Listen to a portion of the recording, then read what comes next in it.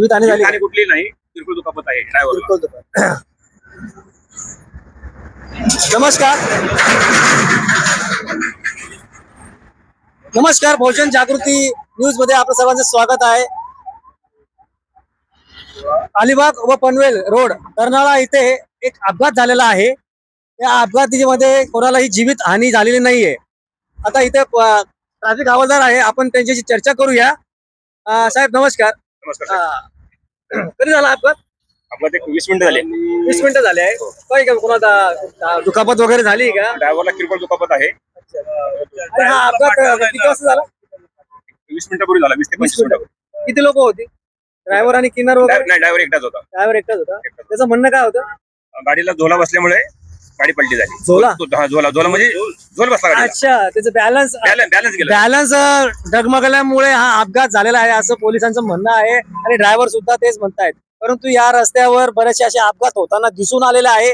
परंतु या ठिकाणी जर पोलिसांनी जर पूर्णपणे देखरेख किंवा दक्षता दाखवली आहे, त्याच्यामुळे या ठिकाणी जास्तीत जास्त अपघात होणार नाही हे देखील आपण त्या ठिकाणी सांगू शकतो.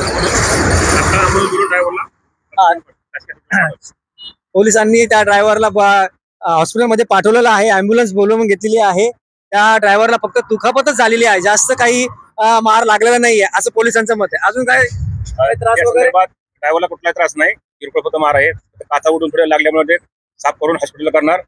एक्सपर्ट टीम बोलवली, तुर्ब्यावर एक्सपर्ट टीम येते, कंपनीची बोलणं झालेलं आहे. एक्सपर्ट टीम त्याची तुर्ब्यावर येत आहे. आमच्या वरिष्ठ अधिकाऱ्यांशी बोलणं झालेलं आहे. वरिष्ठ अधिकारी घटनास्थळी 10 मिनिटात पोहोचतील आता. ते बी तर ही गाडी कुठल्या कंपनीची आहे? लोटावून आली, कुठल्या कंपनीसाठी डायरेक्ट सांगू शकत नाही आता.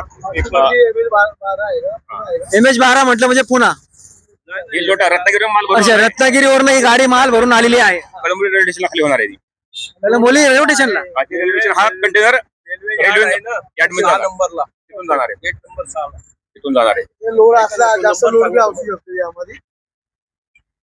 आवश्यक बी लोड भरलेला असतो. बरं, तर गाडी बघा कशी दिसते, पडली आहे.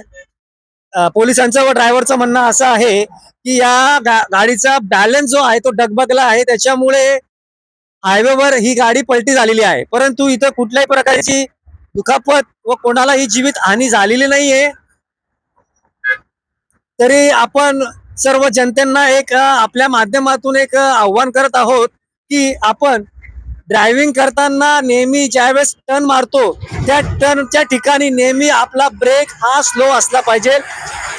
कमी करून आपण ती गाडी व्यवस्थित चालवली गेली पाहिजे की जेणेकरून इतरांना त्रास होणार नाही, त्रास होणार नाही व ऍक्सिडेंट होणार नाही याची दक्षता आपण जर घेतली. परंतु माझं सर्व जनतेला व ट्रक ड्रायव्हरांना असं विनंती आहे की त्यांनी आपली गाडी टर्निंग पॉइंटला, कमीत कमी टर्निंग पॉइंट असेल तर त्या ठिकाणी आपली गाडीचा स्पीड हा कमी ठेवावा अशी मी सर्व ट्रक ड्रायव्हरांना विनंती करतो. जेवढे बी चालक असतील त्या चालकांना माझं एक विनंती आहे की आपल्या घरामध्ये कोणतरी आपली वाट बघत आहे व आपण ज्या ठिकाणी टर्निंग पॉइंट असेल त्या ठिकाणी निश्चितपणे आपला ब्रेक जो आहे तो स्लो करावा, स्पीड स्लो ठेवावी, जेणेकरून अपघात होणार नाही, अपघाताला टाळता येऊ शकतो. धन्यवाद.